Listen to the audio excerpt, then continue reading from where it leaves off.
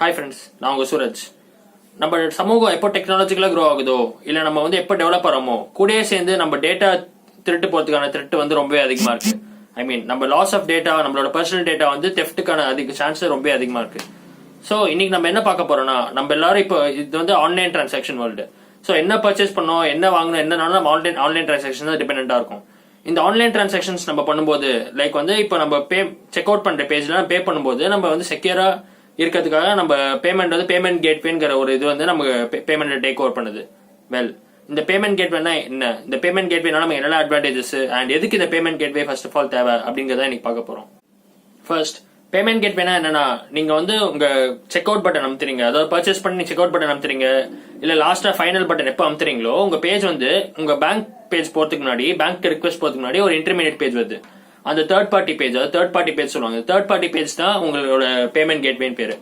இந்த payment கேட்வேயோட purpose என்னன்னா, உங்களோட பேங்க் கான்ஃபிடென்ஷியல் டீடைல்ஸ்லாம் இருக்குல்ல, like maybe card number, maybe pin கேட்கற சில பேஜ் இருக்கும், சில ஓடிபி யூஸ் பண்ணி வேலிடேட் பண்ண மாதிரி இருக்கும். இந்த டேட்டா, உங்களோட பர்சனல் டேட்டாலாம் அது லீக் ஆகாம பார்த்துட்டு அண்ட் என்கிரிப்ட் பண்ணி அது பேங்கோட வெப்சைட் கொண்டு போறதுக்கு தான் இந்த பேமெண்ட் கேட்வேயோட யூஸ்.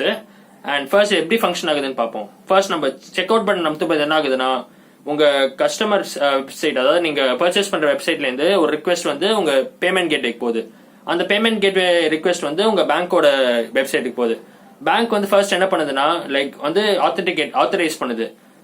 நீங்க தான் கரெக்டான பர்சன் தானா, நீங்க இல்ல உங்களுக்கு whether you are the right person to do this transaction அப்படிங்கிற மாதிரி உங்களை ஆத்தரைஸ் பண்ணிட்டு அதுக்கப்புறமா ஆத்தென்டிகேட் பண்ணுது. இந்த ஆத்தென்டிகேஷன் என்னன்னு பாத்தீங்கன்னா, வெதர் உங்க பேங்க் அக்கௌண்ட்ல தேவை இருக்கிற பேலன்ஸ் இருக்கா, அண்ட் இந்த பர்ச்சேஸ் உங்களால அக்செப்ட் பண்ண முடியுமா, இல்ல if the cost of the product falls below your balance the payment will get rejected. So அந்த மாதிரி உங்களுக்கு நெக்ஸ்ட் ஆத்தென்டிகேட் பண்ணுது. நெக்ஸ்ட் பாத்தீங்கன்னா, ஆத்தென்டிகேட் பண்ணதுக்கு அப்புறம் உங்க பேங்க் திருப்பி ஒரு மெசேஜ் பாஸ் பண்ணுது உங்க பேமெண்ட் கேட்வேக்கு. இந்த transaction bank amount has been detected and இந்த ரைட் பர்சன் தான் அப்படின்னு ரிப்ளை வந்ததுக்கு அப்புறம் இந்த பேமெண்ட் கேட்வேல திருப்பி உங்களோட கஸ்டமர் சைட்டுக்கு போயிட்டு செக் அவுட் பேஜ் வருது. இந்த செக் அவுட் பேஜ் அந்த கஸ்டமரே கஸ்டமைஸ் பண்ணி வைக்க முடியும், என்ன டிஸ்பிளே ஆகணும் செக் அவுட் பேஜ்ல அப்படிங்கிற விஷயம். சோ அந்த டிரான்சாக்ஷன் முடிஞ்சோடனே இந்த செக் அவுட் பேஜ்ல உங்க your transaction is successful, your transaction is fail now, அந்த மாதிரி என்ன நடந்திருக்கோ அதுக்கான மெசேஜ் உங்க செக் அவுட் பேஜ்ல வரும். சோ ஓகே, இப்போ நம்ம பேமெண்ட் கேட்வேனா என்னன்னு பாத்துறோம். நெக்ஸ்ட் ஒரு கஸ்டமர் பேமெண்ட் கேட்வே செலக்ட் பண்ணும்போது என்னெல்லாம் கன்சிடர் பண்ணுவாங்க பார்ப்போம். ரெண்டு ஃபேக்டர்ஸ் இருக்கு கன்சிடர் பண்றதுக்கு. ஃபர்ஸ்ட் பாத்தீங்கன்னா, PCI DSS கம்ப்ளைண்டா இருக்கணும். இந்த PCI DSS என்னன்னு பாத்தீங்கன்னா, payment card industry data security ஸ்டாண்டர்ட்னு பேரு. சோ இப்போ எந்த கஸ்டமர் இந்த மாதிரி ஆன்லைன்ல டிரான்சாக்ஷன் அலோவ் பண்ணணும் இருக்கோ, இல்ல debit card credit card transactions allow பண்ணணும் இருக்கோ, அந்த கஸ்டமர்ஸ் எல்லாம் கண்டிப்பா இந்த மாதிரி இந்த PCI DSSல இந்த ஒரு அப்ரூவ்டு ப்ரொவைடர்ஸ் தான் சூஸ் பண்ணும். இந்த ப்ரொவைடர்ஸ் இந்த PCI DSS அப்ரூவ் பண்ணவங்களா தான் இருக்கணும். சோ அந்த PCI DSS என்ன பண்ணுதுன்னா, உங்க டேட்டாவை என்கிரிப்ட் பண்ணுது. அண்ட் மோர் தென் என்கிரிப்டிங், என்ன பண்ணுதுன்னா, உங்க டேட்டா பிசிக்கலாவும் அண்ட் வர்ச்சுவலாவும் ப்ரொடெக்ட் பண்ணுது. இந்த வர்ச்சுவல் ப்ரொடெக்ஷன் என்னன்னு பாத்தீங்கன்னா, ஆத்தென்டிகேஷன், ஆத்தரைசேஷன் அண்ட் பாஸ்வேர்ட் போட்டு வச்சுக்கிற மாதிரி தான் virtual protection. And physical protection என்னன்னு பாத்தீங்கன்னா, இந்த டேட்டா ஹோஸ்ட் ஆன சர்வர் இருக்கட்டும், இல்ல எனிதிங் பிசிக்கலி ஒரு வால்ட்ல ஸ்டோர் பண்ணி வைக்கிறது, இல்ல பிசிக்கலி சர்வர் ரூம் பாதுகாப்பா வைக்கிறதா பிசிக்கல் ஸ்டோரேஜ் ப்ரொடெக்ஷன் பேரு. நெக்ஸ்ட் PCI அடுத்து என்னன்னு பாத்தீங்கன்னா, SSL சர்டிபிகேட் பேரு. SSL ஒன்னும் இல்ல, செக்யூர் சாக்கெட் லேயர் சர்டிபிகேட் பேரு. இந்த SSL சர்டிபிகேட்க்கு 3 மெயின் ஃபங்க்ஷனாலிட்டிஸ் இருக்கு. இந்த மெயின் ஃபங்க்ஷனாலிட்டிஸ் என்னன்னு பாத்தீங்கன்னா, ஒரு எண்ட் யூசரோட வெப் பிரவுசர்ல இருந்து ஒரு ஹோஸ்ட் சர்வருக்கு டிரான்ஸ்பர் ஆகிற டேட்டா என்கிரிப்ட் பண்றது. நெக்ஸ்ட் என்னன்னு பாத்தீங்கன்னா, இப்போ ஒரு கம்பெனி அதோட லீகல் ஐடென்டிட்டி வேலிடேட் பண்றது கஸ்டமர்ஸோட ரிக்வயர்மெண்டோட. ஃபார் எக்ஸாம்பிள், இப்போ ஒரு ஷூ கம்பெனி, இல்ல ஃபார் எக்ஸாம்பிள் பூமா பேஜ்ல இருந்து நீங்க ஷாப் பண்ணீங்கன்னு வச்சுக்கோங்க.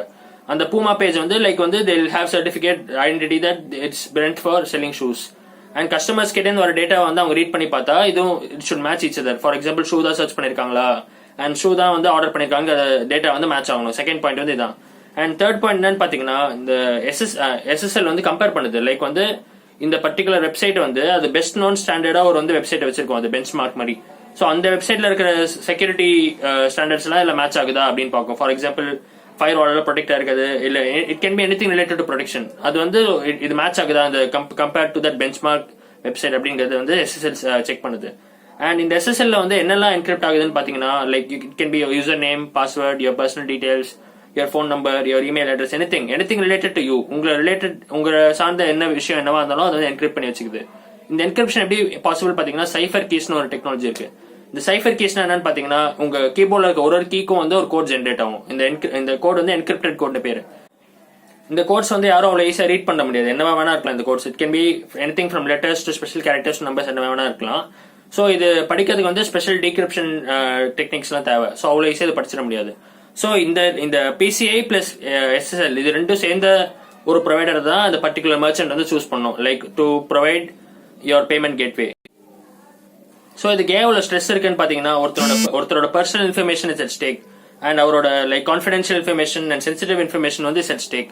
சோ இது வந்து நம்ம பாத்துக்க வேண்டியது வந்து பேசிக்கலி இந்த மர்ச்சன்டோட கடமை. அது நம்மளோட பர்சனல் இன்ஃபர்மேஷன் கான்ஃபிடென்ஷியல் இன்ஃபர்மேஷன் வந்து வெளில லீக் ஆகாம இருக்கிறதுக்கு. சோ அதுதான் இது ரொம்ப இம்பார்ட்டன்டான விஷயம். உங்க நிறைய பேர் தெரிஞ்சிருக்கும்னு நினைக்கிறேன். பட் இருந்தாலும் நீங்க தெரிஞ்சுக்க வேண்டிய டாபிக்கா எனக்கு ஃபீல் ஆச்சு. சோ இந்த வீடியோ என்ஜாய் பண்ணிப்பீங்கன்னு நினைக்கிறேன். See you in the next video. Until then, it's Suraj saying off here. Cheers. Bye.